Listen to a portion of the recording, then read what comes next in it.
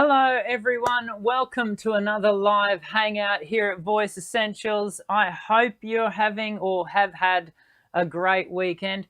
I got to say, I had a great weekend. We took a bit of a trip up to actually the very same area that our guest lives in. We went up and did a bit of a bushwalk this weekend. And we had a wonderful time in a I keep going to say condo. We had a joke.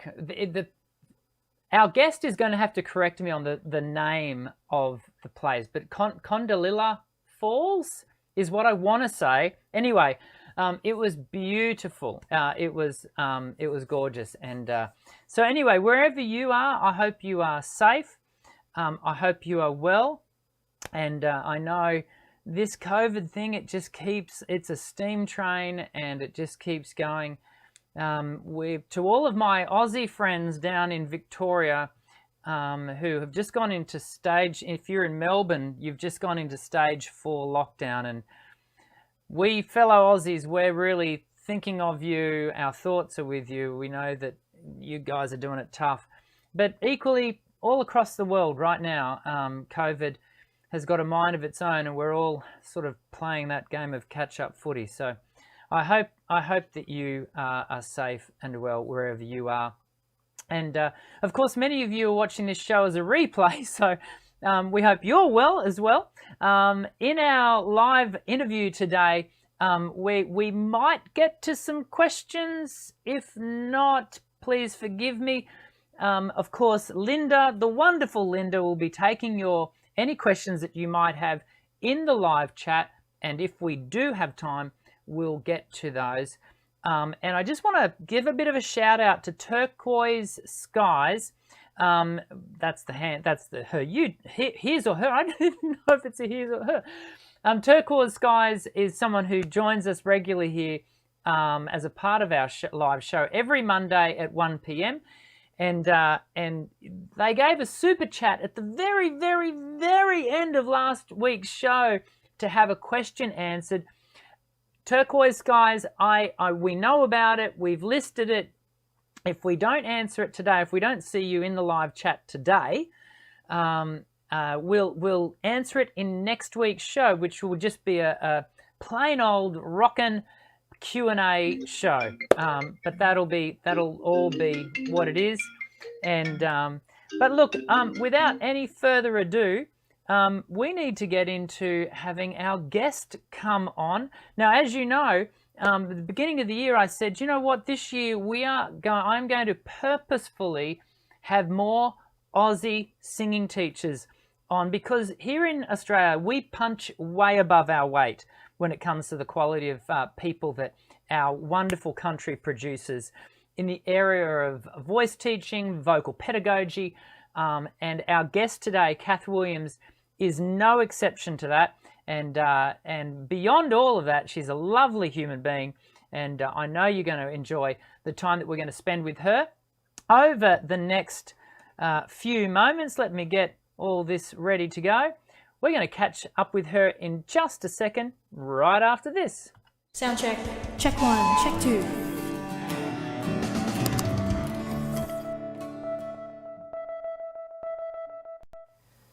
Hey, Kath. Hey Dan, how are you? I'm good. How are you? Good, thank you. That's good. I've just seen that my audio is a bit loud, so I'm going to turn my audio down, and that's all good. I forgot to check that at the beginning of the show. There's always something, Kath, with these live shows. Last week I didn't even realise I'd started the show. And I've done nearly 200 of them. You'd think I'd get it right by now, but no. Thank you for coming on to have a conversation today. No problem. Thanks for having me. So you are a singing teacher on what's called the Sunshine Coast of Australia. The Yes. Sunshine Coast is around about, for all of our international guests, it's around about an hour and a half north of where I am. So it's relatively close enough for me to go walking at Condalilla Falls. Yes. And Condalilla is actually an indigenous name, isn't it? It is, but I can't tell you what it means. My daughter actually told me yesterday what it means. And Ah, now that I go to say it, I can't remember what it is. okay. Put that on the research A list. research list, fabulous, beautiful place. There are so many places like that on the Sunshine Coast, which is why us Brisbaneites often visit you up there. So tell us a little bit more about you and who you are, and we have to be open and disclaim that we've known each other for a number of years and have interacted at conferences and with the National Association for Teachers of Singing, with the ANATS group. But tell us a bit more about you and who is Kath Williams, the singing teacher? Well, who is Kath Williams, a singing teacher? That's a pretty good question. I think I've always been a singer and a dancer my whole life. So I started out with classical ballet as a small child, from a musical family with a ballet dancing mother and a singing father. Wow. And my father sang in a four-part quartet that was sort of like a jazz-based quartet that sang with big bands all over the Sydney club circuit for most of my young childhood. So I spent lots of time sitting backstage, on stage boxes and watching from the wings. If I was well behaved, that was my reward. So I have had a love of, particularly of singing harmony for my whole life. And I'm one of those lucky people that can pick up a harmony just out of the air and do it. So for a long, long time I could do that, and I actually didn't know what it was that I was singing. So I didn't know whether it was a major seventh or it was a third or a fifth or whatever. I just did it. And so I had quite a lot of, good times as a singer, singing in local bands and things like that as I was a teenager. No training at all. But my ballet was the thing. And then I got to probably about 17 and had an injury, and my ballet career was dashed at that point. And so I went off and finished school and went off and did nursing as a career, as a first career, and had a particular interest in head and neck and the larynx, and worked in operating theatre after I graduated as an RN, and was always very interested in things from, probably cardiothoracic. I was really interested in the heart and lungs, but particularly interested in the head and neck. And then I sort of, to cut a long story short, had my children, always sang in a band, just studied some music, moved up to Queensland, decided I was going to go back to uni, applied to Queensland Conservatorium, and hopped into the Masters in Vocal Pedagogy there. And that was the beginning of the singing teacher journey for me, which I was always asked to teach singing actually before I had qualifications, and I never felt comfortable doing that because I could only teach people what I knew about. For me personally, I didn't know how to teach singing. I could teach what I knew. So going to study voice at the strong encouragement of a couple of my friends who had also already done that, was a big game changer for me in my career path. And I'm quite passionate about teaching voice and teaching voice well and being well trained myself, and teaching singers to have great and realistic expectations and strategies in how to meet them. That's fantastic. I actually did not know of your medical history, having been a nurse. So hence my interest in vocal health. Absolutely. And also in helping to rehabilitate singers that have had an injury. Yeah. No, fantastic. And we might get an opportunity with an ENT and a speech language pathologist. Yes, yeah, and I think that's probably why you and I over the years have resonated, because, of course, I do the same thing. Mm. So we'll get to the Great Expectations, as Charles Dickens once wrote. We'll get to that in a moment. Tell us a bit more about your, because I know you haven't only done training at the Queensland Conservatorium. You've deep dived into a number of sort of Yes, I have. international developmental programs. Tell us about one or two of those experiences. Okay. Well, the first international professional development that I undertook, I won the AVA Student of the Year award when I was a student, and I was sent off to Sydney. Yippee! Sent off to Sydney as a prize in 2011 to meet Gillian Kayes and Jeremy Fisher, who were coming out for the conference, the national conference, and I watched them work, and I was just absolutely astounded. So it was like watching magic right before your eyes. The things that they knew and that they were getting the masterclass students to do, and everything that they demonstrated was just absolutely so inspiring and wonderful. So I started to follow Vocal Process, which is their pedagogy and their system, and they have all sorts of interesting background themselves, and it's just a beautiful way of learning, and the way that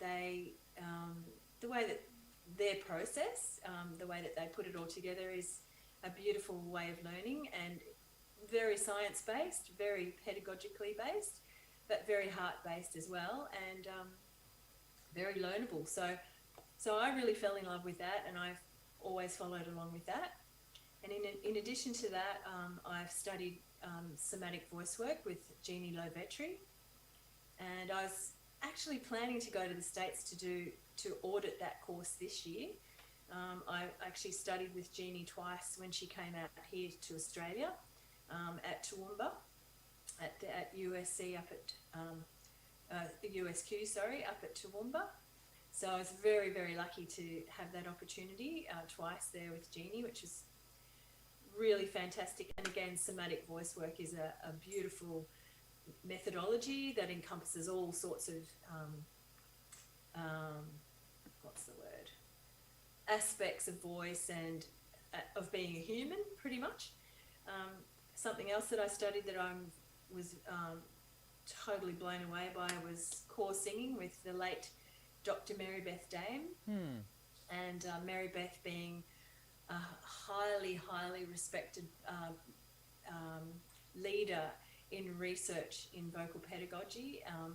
Actually, always have her book not far from Dynamics my of Singing side, Voice, yes.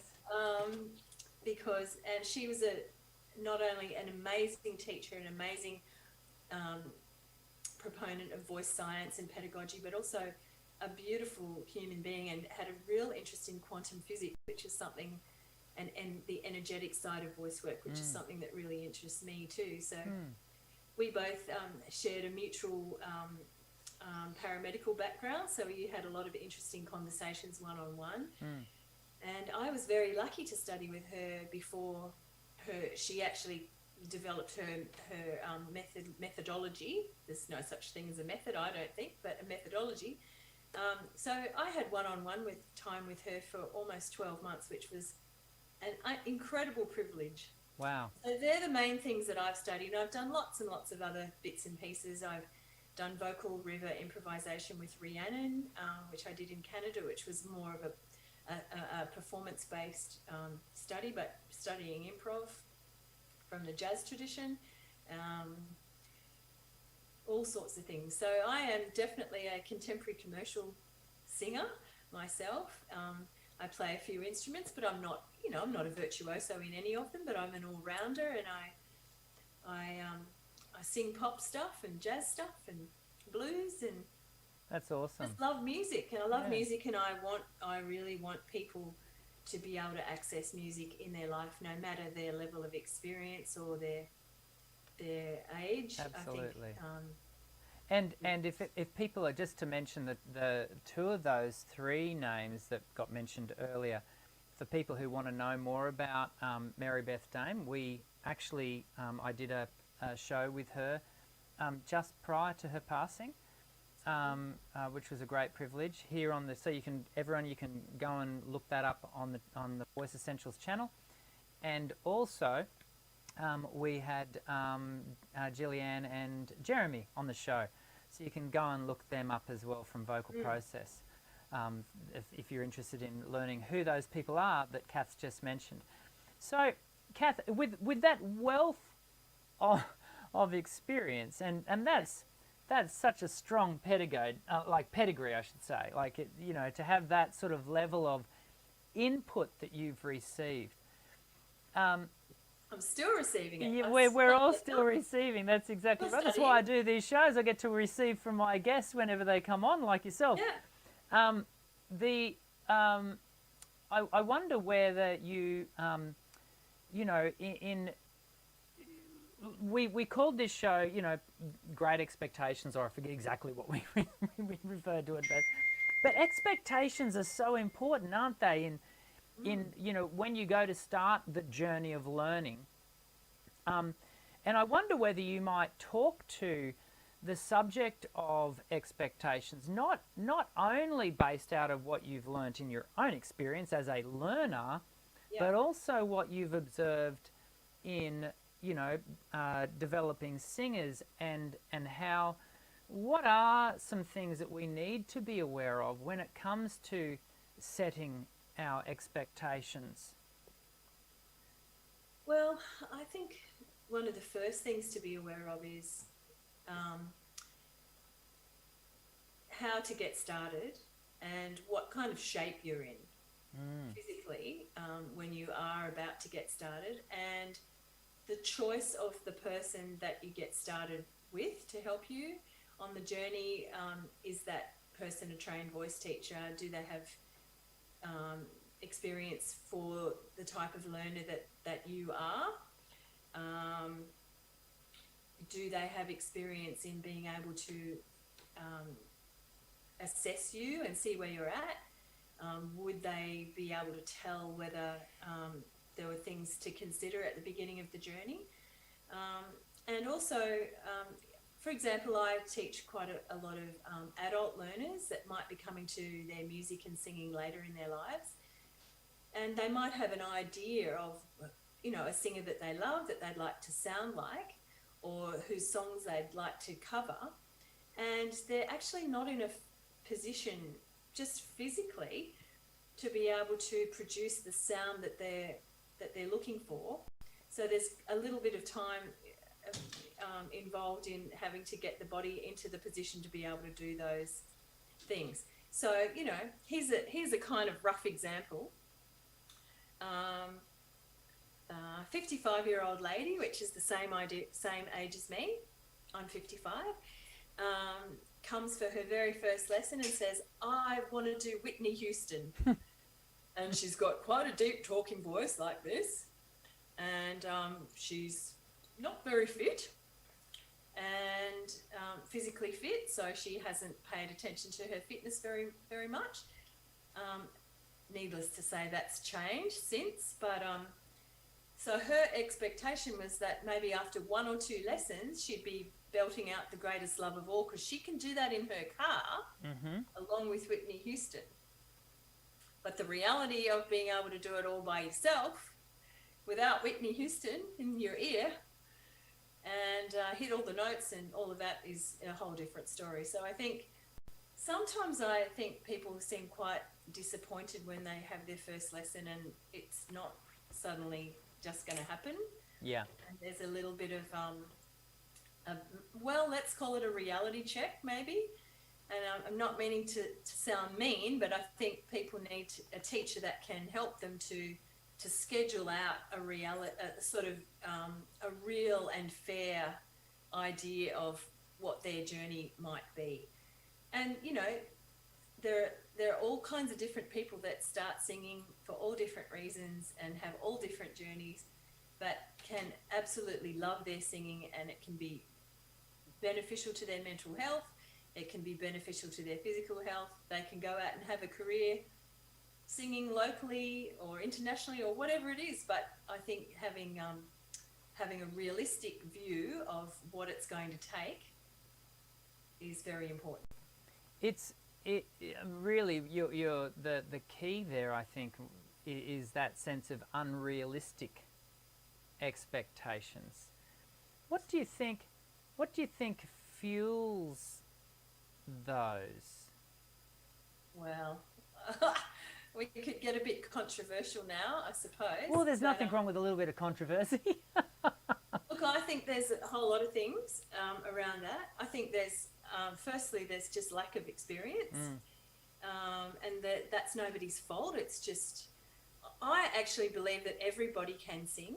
Amen. There's a very teeny weeny, infinitely small percentage of the population that might not be able to.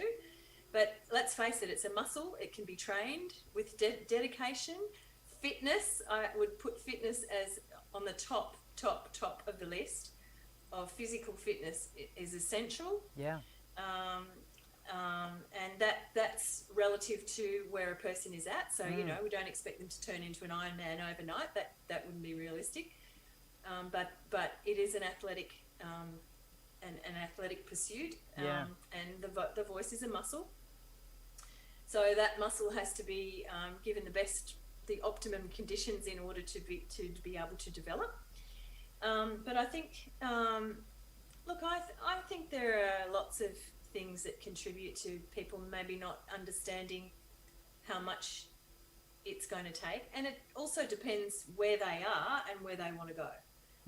So you know, if someone can sing in tune and they're quite, you know, they've got a little bit of stamina and they go along to community choir and they're getting a sore throat by the end of the night, it could, or that's all they want, then that could be relatively easy to fix, and maybe, you know, 3 months of really solid lessons will sort that out, and that person's voice will develop to a point where they're quite satisfied. But if that same person wants to go out and front a touring band, then it's a whole different level of expectations.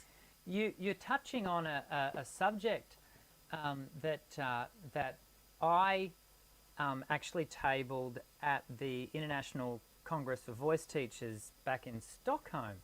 Did you went to the Stockholm ICVT? No. Oh, you didn't? No, I didn't, because I was recovering from open heart surgery. You were too. Yes. I was, yeah.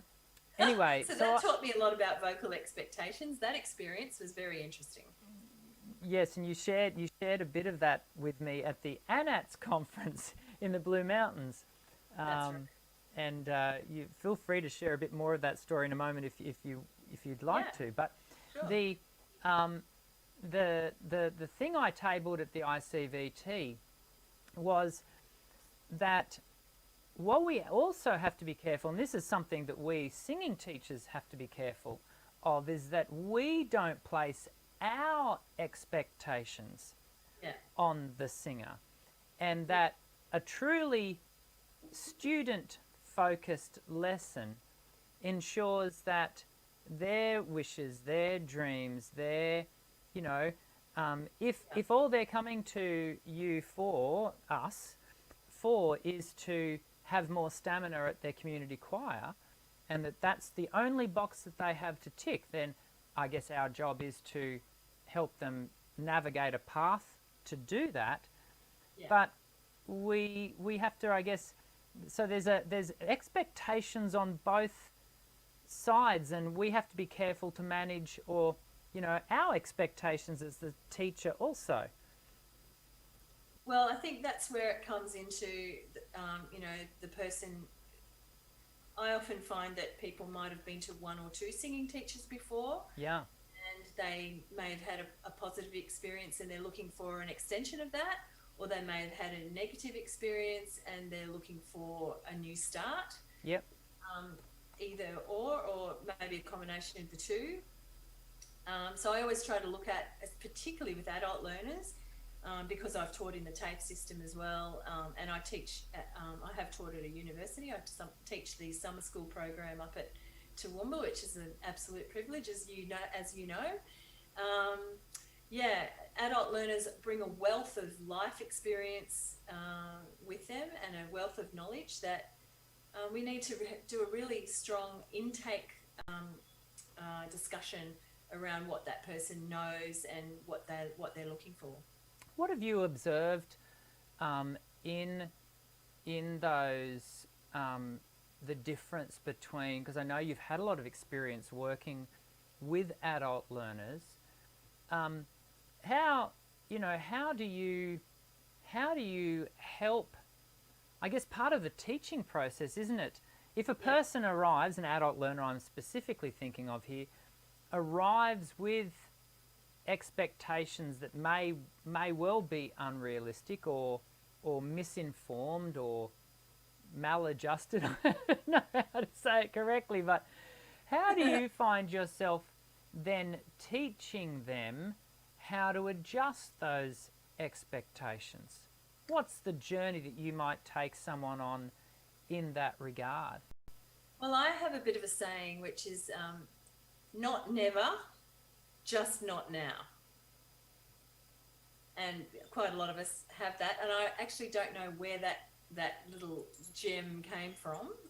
Some great person, no doubt, came up with that. I certainly didn't come up with it, but I might say to that person who thinks I really want to do Whitney Houston, I might say, well, let's do something else that's going to give us some stepping stones towards that goal. Let's not give that goal up. Let's hold that there, like, some kind of holy grail or something. I don't know. But let's go towards it. And there's another beautiful saying that's got nothing to do with teaching singing that came out of some other study that I did. And it's a Buddhist quote that says, every day take one step towards the mountain. So, this is where we devise a strategy for people and we say, okay, well, you've got quite a low talking voice, so let's have a look at how we can work with that. And you really want to be able to sing things that are all the way up there. So, it's about what's the person's default. And there's nothing ever wrong with what a person's default is, but it's about giving them an awareness of how to take what they have that's working. We analyze what's working and to start to shape it in the direction that the person wants to go. So if they want to belt high, high belty pop songs, and they've got a very heavy mechanism, then we have to be able to strategize a direction for that person with exercises and with the right kind of repertoire. And sometimes it has to actually be physical work that person needs to do as well. So, work on their breath, work on the muscle. Yeah. I'm going to take a leap of faith here, expecting to sing the same tune that we're singing, expecting that I think you'll agree, but please feel free to disagree if you want to. Okay. And that is, you made a statement that we say here all the time on Voice Essentials, and that is that everyone can learn to sing. Absolutely, wholeheartedly believe that. I often state it as it is the birthright of every human being to sing. And of course, there's that small group, often people who have amusia, who can't. But that being said, I think the challenge is that doesn't mean you're going to be able to sing everything.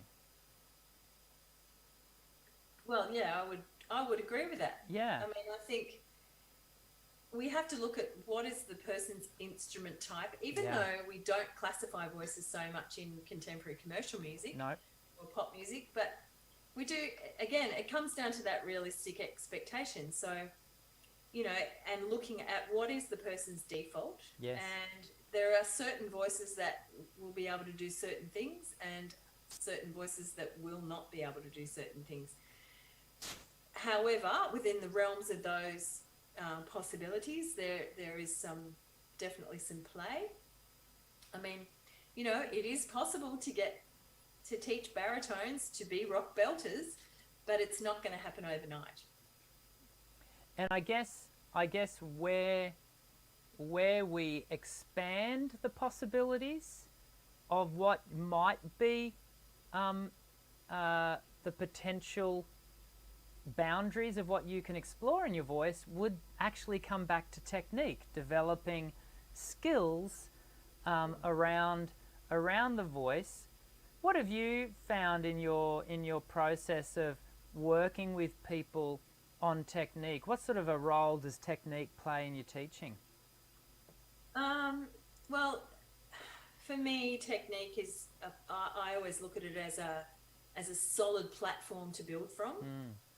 So if you have solid nuts and bolts technique, quite a lot of, from my point of view, some of the fear that comes around trying new things can be dissipated. Mm.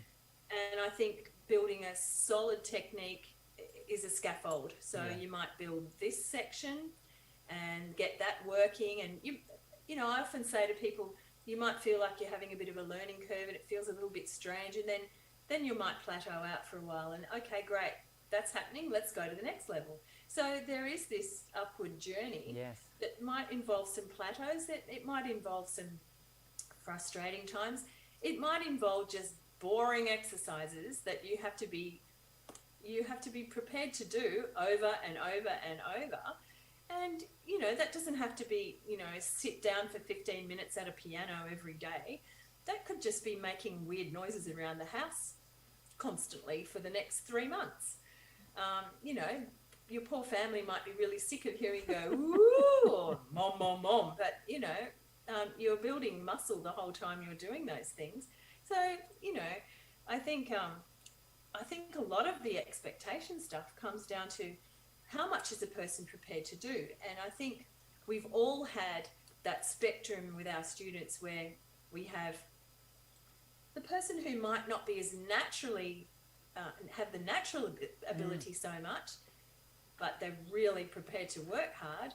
And then you might have the person who's got a fantastic natural ability, but they don't do any work.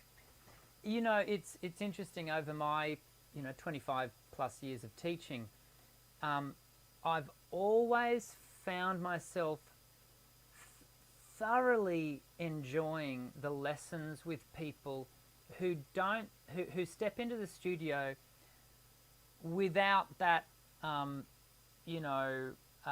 what some people might claim to be as a talented voice. I love working with people who step into the studio with a realistic expectation and with a sense of, I guess, sober judgment of themselves, but also but with a work ethic that because it's often the work ethic that I think I observe in students that determines what they may or may not achieve, and it's not always the talented ones that might travel the longer journey. What's been your experience? Well, I can give you a case study example of somebody who came to me probably about 6 years ago, a lady in her early 50s, who, not the same example that I mentioned before, who was singing in a local community choir, and she went along to I think she went to a karaoke night or something like that, got up to have a sing at karaoke, and a friend of hers said to her, "Gee, I didn't know you had that deep voice." So when she got up to sing, she sang way down in her chesty voice like this, and it was very flat and very pushed and very off. And her friend actually recorded her, and she came home and went, "I had no idea that I sounded like that." Anyway, so she went along to her choir and had a talk to her choir teacher about what was happening.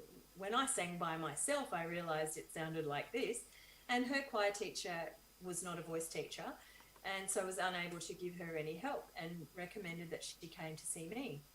So she came along, and she could play a few chords on the guitar, and I sort of assessed what was going on with her, and it's been a long journey for her because we actually uncovered that she had some quite serious reflux going on. Her voice. She was singing with a very deep, low, heavy registration in her voice, which was an exact copy of how the choir teacher modelled everything. So she had quite a low, deep voice, which actually she ended up with vocal problems herself, but that's another story. And so this lady, we proceeded upon this journey, which also involved learning to play guitar, learning rhythm, learning timing, learning all sorts of things. So it was a whole musical journey. And we've been going along together for about 6 years now. And she goes off now with her guitar and another lady, and they sing at nursing homes and retirement villages and bring a lot of joy to people. Fabulous. And she has ongoing, we call it coaching now because, you know, we still do technical lessons. She'll come and say, oh, my voice is doing this. But she had quite a health journey because of the reflux. She had no idea that she had reflux. She had no idea why her voice sounded like it sounded, and no awareness that it sounded like that until she had that experience. Wow. And now she can sing. She sings all sorts of beautiful country repertoire and, you know, everything from Tennessee Waltz to, I don't know, Eva Cassidy. And lovely. She has a lot of joy in her life. She lowers the keys for the Eva Cassidy, but that's okay. There's nothing wrong with that. And there is nothing wrong with lowering the keys. This is something that you step away from the purest, you know, sort of desire to sing in, you know, in contemporary music. You've got full freedom to lower the keys. Absolutely, yeah. Now, I just wanted to, I just saw in the live chat a question, and I wanted to give you the opportunity, Kath, to just respond to this, because Scuba Girl, who's actually one of my private students from the US, she's just written here, am I hearing that someone's size or physical fitness has something to do with if someone is able to sing or not? I hope that I've misunderstood or missed the intent around physical fitness. I think she might be hearing it that you're saying, and I don't think you are, but I want to give you the opportunity to respond to this, that a person's, you know, if a person is obese or what have you, might be, that might mean they can't sing. No, not at all. No, that's a complete misunderstanding of what I'm saying. Sorry. Yes. I think it's totally relative to who the person is. Yeah. But I don't think you can expect to sing well if you don't do anything physical in your life. So you do need to stretch. Yep. Size has got nothing to do with it. I wouldn't say size or weight or height have anything to do with it. But you do have to move your body. I am of a firm belief that singers are physically based people. It's a physically based activity. You do need to do some stretching. You definitely need to do movement that activates your respiratory system. You do need to have air coming through your respiratory system, through your vocal folds. You do need to stretch all of the muscles of your articulatory system. So simple walking, a yoga class, Pilates class, even just, you know, finding a groovy stretch class on YouTube and doing that, jumping on a rebounder, all things that you can do at home, especially in this particular time that we're living in. There are so many things you can do at home, even just jumping up and down on the spot. But if you're not really moving much, I think your expectations of what your voice can do, you may not have realized, actually, if you're fairly sedentary, that if you were moving a whole lot more physically, and that's completely relative to what you're physically capable of, you might find that your voice can do a whole lot more than you realized. Yeah.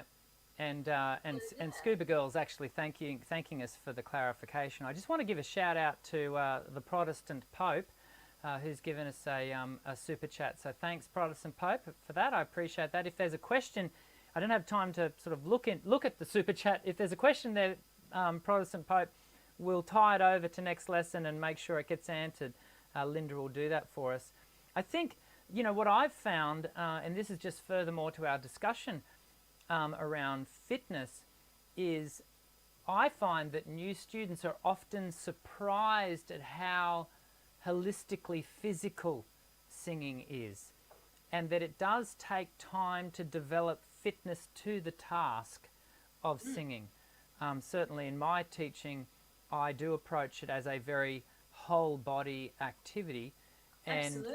and so often the level of fitness required, the cardio, students, it takes time to work into that, and so but by no means is it a size issue.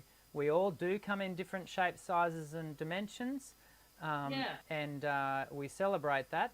But equally, every size, shape, and dimension can develop fitness. Talking about fitness, we've got 5 minutes to talk about the one more thing that I wanted to chat with you about, and that is vocal health, because I know you're passionate about vocal health as a subject. Yeah. What are the key things in the very short space of time we've got left that you would want to say to people who are, similarly passionate about their voice? What are the key areas that you encourage in this area? Well, I think I'd have to encourage an awareness about hydration as a start. Yeah. It's always the first cab off the rank, isn't it? Oh, look, I think it's the easiest thing you can do to help your voice to improve is to drink good old water. Mm-hmm. And these days, ENTs in Australia anyway are recommending that people drink alkaline water.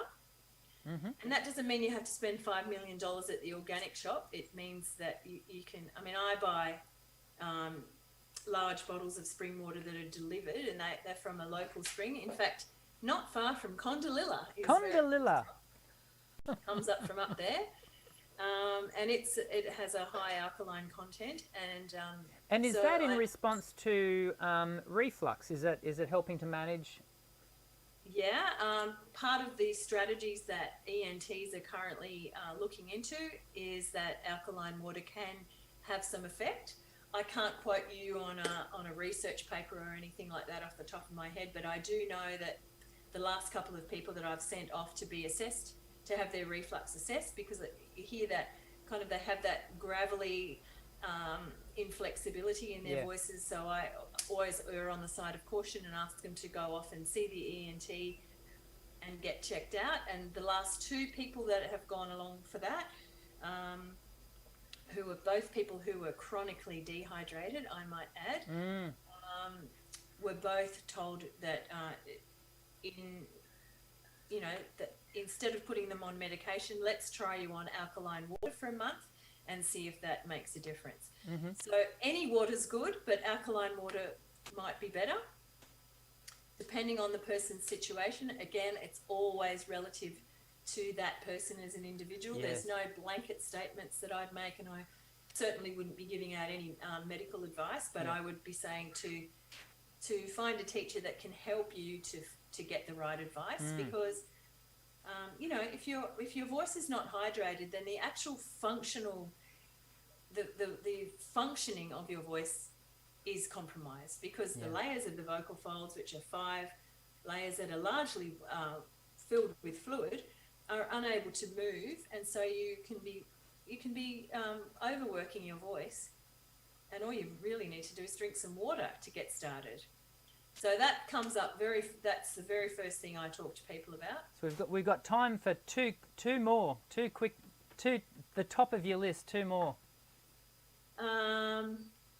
I would say to have your body moving in some way. So going for a walk every day and getting your respiratory system moving, so that when you start to put it under load with exercises, you can feel your ribs moving. Yeah. You can stand up straight. Maybe to have a massage, and this whole holistic picture of what a singer's body is needing to do.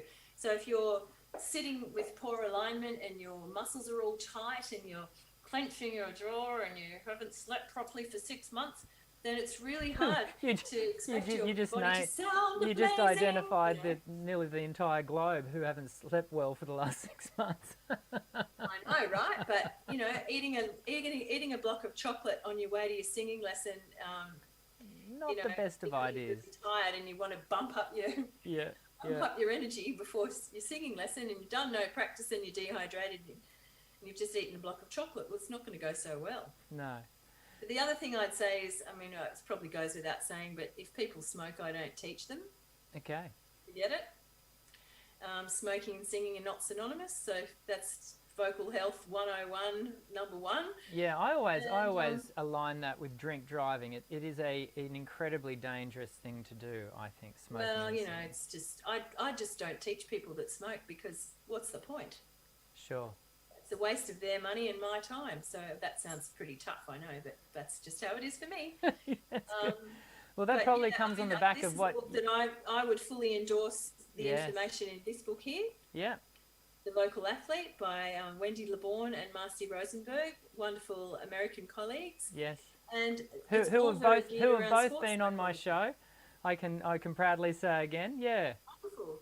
And they're very much of the opinion that a lot of the sports psychology and a lot of the practice routines are similar to what we would do in the sporting world, and that requires physical movement of the body. Yeah. And it's surprising how many people come along for their very first lesson, and I say, what do you do physically? Do you do any body work?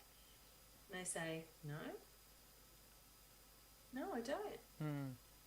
Particularly people that come to community choir, they find that the choir session, you want me to stand up for 2 hours? Yeah, and we're going to jump around and we're going to run around the room. We can't run around the room now because of COVID-19. We all have to stand on our spot, 4 meters square from everybody. And that's only been in the last 3 weeks that we've been allowed back to do that. And who knows how long we're going to be there for. But it's normally a very physical thing. And people are, first of all, like, wow, this is so energetic. I can't believe how energetic this actually is. Singing is a whole person activity. It's not just physical, is it? It's the psyche of the person. It's the emotions. It's everything. Thank you so much for being a part of today's show and coming on and sharing your passion and your wealth of knowledge and I learned something today about the alkaline water. I've not heard that from the ENTs that I work in team with, so I'm going to follow that one up and go looking more, learn more about that. Anything we can do to manage reflux for singers, I'm all for. Well, there's the whole dietary thing. The diet, certainly diet as well, but yeah, we're always encouraging singers to drink more water, and if we can do that and not trigger reflux, that's wonderful. Thanks so much. Thank you for coming onto the show, everyone. I know that you'll have enjoyed today's show, so make sure you hit the thumbs up button and share the show with people who will have got so much value out of meeting Kath, and I've enjoyed the last 50 minutes or so, as I always knew, because I do kind of handpick these guests, so I kind of expect to enjoy myself, but I'm rarely disappointed, and I know it will have been a really good spend of your last hour. Wherever you are, have a great week. Please be safe. Keep singing. I know a lot of us have been, fortunately for Kath's group, they're starting to gather again to sing together, but so many people are being restricted from singing in groups currently. Can I encourage you, continue to sing, by yourself, and use singing as a part of your mental health strategy, your physical health strategy. It's such a positive thing to be doing, even if it is that you're only doing it, on your lonesome. Of course, you can always share what you're doing with your voice in the Voice Essentials Facebook group. We'd love you to do that. You can get to that via the links below. Anyway, that's it for another week. Next week, we're going to come back. We're going to do another Q&A. Any question and answers questions burning questions that you might have. Make sure you join us next week, Monday, 1 p.m. Australian Eastern Standard Time. This is when we always meet, and I always look forward to it as well, because it is a great thing for us to do. Have a great week, everyone. I'll see you again soon. I'm Dr. Dan. Sing well.